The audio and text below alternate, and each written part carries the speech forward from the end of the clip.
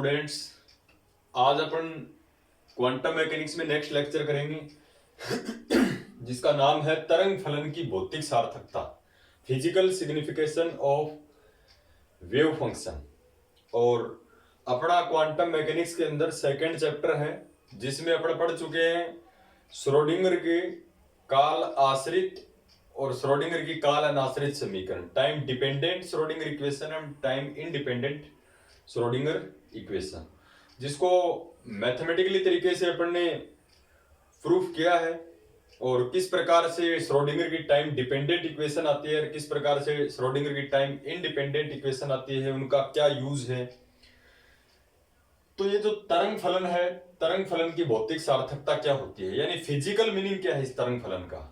अब तरंग फलन क्या चीज है इसको समझने की अपनी जरूरत है कि देब्रोगली सर ने बताया कि प्रत्येक गतिशील कण के साथ क्या होती है, एक तरंग होती है। और श्रोडिंगर सर ने अपने को यह बता दिया कि कोई भी गतिशील कण के साथ यदि तरंग है तो उस तरंग को डिनोट करेंगे अपन साई से, और वो साई डिपेंड करता है आर और टी के ऊपर, यानी पार्टिकल की स्थिति, पोजीशन और टाइम टी के ऊपर। यानी प्रत्येक टाइम के ऊपर पार्टिकल की पोजीशन डिफरेंट है। कोई पार्टिकल गतिशील है, अपन गतिशील कण के बात कर रहे हैं क्योंकि तरंग तभी आ सकती है जब कण गति करता है। और तरंग फलन की जो सार्थकता, जो इसका फिजिकल जो मीनिंग है, इसके बारे में अपन डिस्कस करें तो पार्टिकल को अपने को गतिशील करना पड़ेगा। तो पार्टिकल गतिशील है, प्रत्येक टाइम के ऊपर उस पार्टिकल की पोजीशन है वो अलग अलग होगी, यानी डिफरेंट होगी। तो अपन ये बोल सकते हैं कि जो साई है वो पोजीशन और टाइम का फंक्शन होता है। Position it means particle X Y Z किसी भी पॉइंट के ऊपर हो सकता है, और टी का मतलब टाइम कि किस टाइम के ऊपर पार्टिकल किस पॉइंट के ऊपर है, और आफ्टर टाइम टी कुछ समय बाद में पार्टिकल की लोकेशन क्या होगी, उसकी पोजीशन क्या होगी। तो सबसे पहले अपन डिस्कस करें कि प्रत्येक गतिशील कण के संगत क्या होती है कि तरंग होती है। श्रोडिंगर सर ने क्या बताया कि उस तरंग को बुक्स वगैरह में या फिजिकल क्वांटिटी बनाने के लिए या फिर कैलकुलेशन में उस तरंग फलन को किस प्रकार शो करें। तो श्रोडिंगर सर ने उस तरंग फलन को साई से डिनोट किया है, और पूरी क्वांटम मैकेनिक्स में अपन तरंग फलन को साई से ही रिप्रेजेंट करते हैं। और साई डिपेंड करता है आर और टी के ऊपर, where R is the position of the particle and time T is the time of a particle. तो सबसे पहले अपन डिस्कस करें कि इसका फिजिकल मीनिंग क्या है। इसको अच्छे से समझने की कोशिश करेंगे कि प्रत्येक गतिशील कण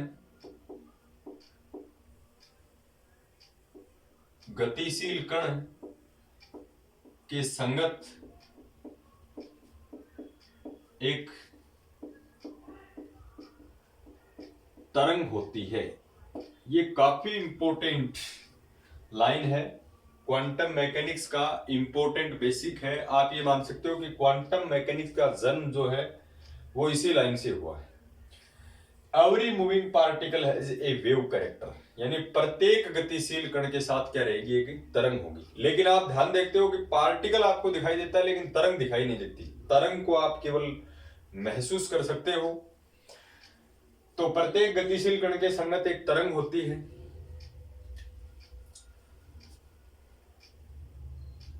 इस तरंग को किससे डिनोट करेंगे अपन, तरंग फलन साई, और साई किस किस के ऊपर डिपेंड करता है, आर और टी के ऊपर। मैंने आपको बताया था आर है पोजीशन और टी है टाइम। तरंग फलन साई, इस तरंग को तरंग फलन साई से व्यक्त करते हैं, denoted by wave function psi R T. तो प्रत्येक गतिशील कण के साथ एक तरंग होगी, और तरंग को श्रोडिंगर सर क्या बताते हैं कि साई आर टी से अपन व्यक्त करते हैं। अब देखो, साई साथ साथ में श्रोडिंगर सर ने यह भी बताया कि साई जो है वो रियल फंक्शन नहीं है, यानी इसमें जो वैल्यू होंगी, साई की वैल्यू जो आएगी वो कभी भी वास्तविक नहीं होंगी। वास्तविक नहीं होने का मतलब यह है कि कोई भी पार्टिकल गति करता है तो उसके साथ जो वेव होती है उसकी एग्जैक्ट लोकेशन अपने को पता नहीं है। पार्टिकल को आप बता सकते हो कि पार्टिकल यहां है, लेकिन तरंग को आप कंप्लीटली नहीं बता सकते कि इस एरिया में तरंग कहां है। लेकिन पार्टिकल गतिशील है तो उसके साथ तरंग जरूर है, लेकिन अपन उसकी एग्जैक्ट लोकेशन नहीं बता सकते। तो एग्जैक्ट लोकेशन अपन पार्टिकल की बताते हैं। हाँ, इतना कन्फर्म है कि पार्टिकल के आसपास ही कहीं तरंग है, लेकिन उस तरंग को वेल डिफाइन या एग्जैक्ट यथार्थ अपन नहीं बता सकते कि इसी पॉइंट के ऊपर है। जिस प्रकार से अपन पार्टिकल को देख के बताते हैं कि पार्टिकल इस पॉइंट के ऊपर है, वेव को ऐसे बताना मुश्किल है, क्योंकि वेव या तो पार्टिकल से थोड़ा सा पीछे रहती है या पार्टिकल से थोड़ा सा आगे। लेकिन इतना डिफरेंस नहीं है कि पार्टिकल आगे चला गया वेव काफी पीछे रह गई, या फिर पार्टिकल पीछे रह गया वेव काफी आगे चली गई। पार्टिकल के आसपास में ही कहीं ना कहीं वेव होगी।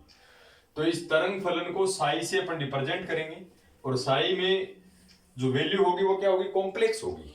अपन अनुमान लगा सकते हैं, रियल नहीं है वो, वास्तविक नहीं है। तो तरंग फलन साई आर टी क्या होगा, एक सेमिसर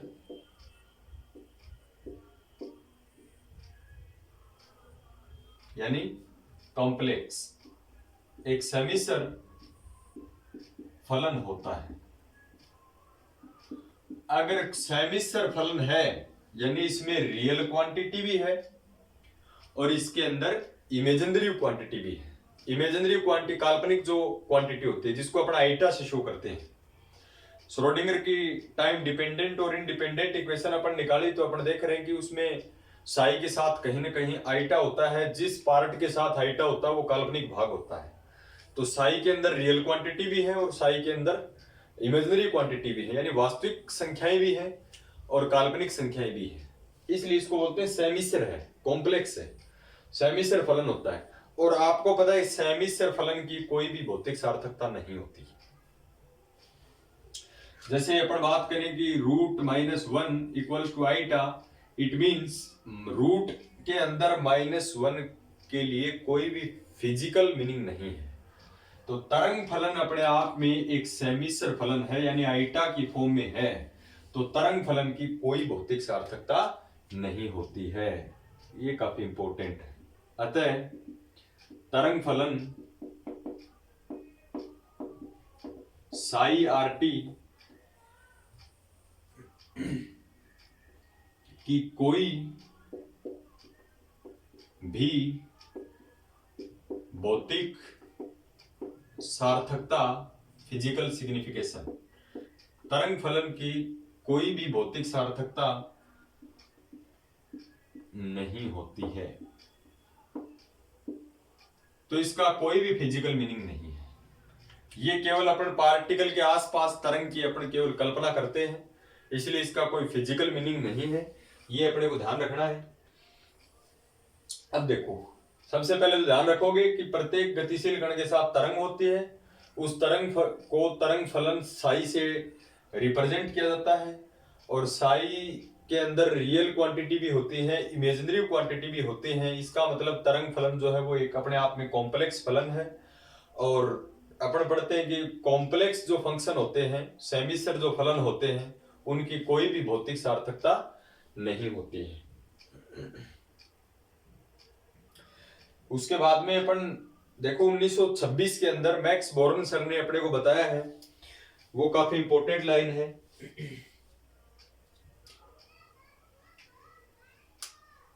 कि अपन जैसे बात करें कि पार्टिकल इतने से एरिया के अंदर गतिशील है, इतने से एरिया के अंदर गतिशील है, तो इतने भाग के अंदर कहीं ना कहीं वेव है, ये कंफर्म है। बट इस एरिया में कंफर्म नहीं है कि यहीं पर वेव है। पार्टिकल का कंफर्म है कि पार्टिकल यहां है या यहां है, यहां है, लेकिन वेव का एग्जैक्ट पता नहीं है।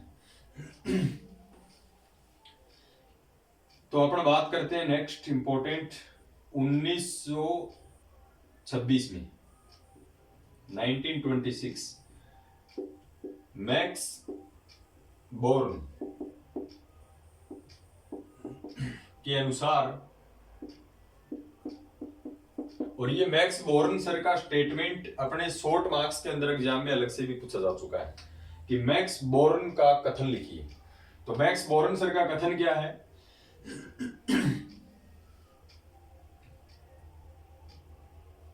इन्होंने क्या बताया कि किसी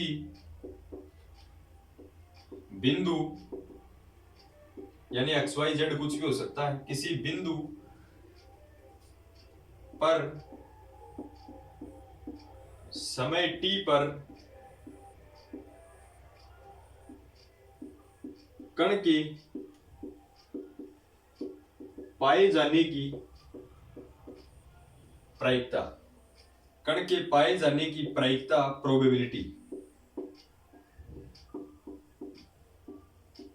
और प्रोबेबिलिटी आपको पता है अनुमानित चीज होती है। किसी बिंदु पर समय t पर कण के पाए जाने की प्रायिकता जो होती है वो तरंग फलन साई आर टी के वर्ग के समानुपाती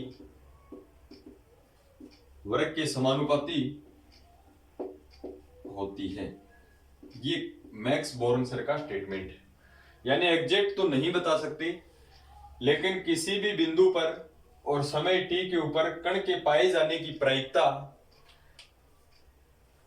साई तरंग फलन साई आर टी के वर्ग की क्या होती है? समानुपाती होती है। अर्थात प्रोबेबिलिटी जो है, अपन यहां जैसे बात करेंगे यहां वेव है कि नहीं, उसकी जो प्रायिकता है जिसको अपन P से लिखते हैं, वो प्रायिकता समानुपाती होती है तरंग फलन साई आर टी के वर्ग की। या फिर अपन इसको क्या लिखते हैं, प्रायिकता जो है यानी तरंग के होने की प्रायिकता, और साई स्क्वायर को अपन क्या लिखते हैं, कॉम्प्लेक्स क्वांटिटी को अपन लिख सकते हैं, जैसे मैथमेटिक्स में पढ़ते हैं mod of Z equals to होता है Z into Z star. Star का मतलब ये रियल पार्ट है, ये इमेजिनरी पार्ट है। तो साई स्क्वायर को अपन क्या लिखते हैं, साई आर टी और इंटू में साई स्टार आर टी। ये होता है कण के पाए जाने की प्रायिकता। अब इस स्टेटमेंट से अपने को इतना कंफर्म हो गया कि आप पार्टिकल के साथ जो वेव है उसका एग्जैक्ट पता नहीं लगा सकते, लेकिन अपन उसकी प्रोबेबिलिटी बता सकते हैं कि पार्टिकल यहां है। और साथ साथ में अपने को ध्यान रखना है कि कण के पाए जाने की प्रायिकता वहां होगी, अधिकतम होगी जहां कण के पाए जाने की प्रायिकता अधिकतम है।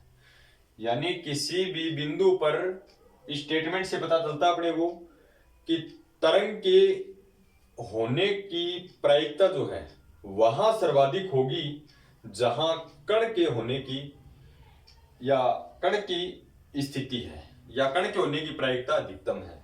यानी पार्टिकल के आसपास में ही तरंग के होने की प्रायिकता सर्वाधिक होगी। ये नहीं कि आप पार्टिकल से ज्यादा आगे ढूंढ रहे हैं वेव को, या इससे ज्यादा पीछे ढूंढ रहे हैं, ज्यादा ऊपर ढूंढ रहे हैं, इस प्रकार से ऐसा नहीं है।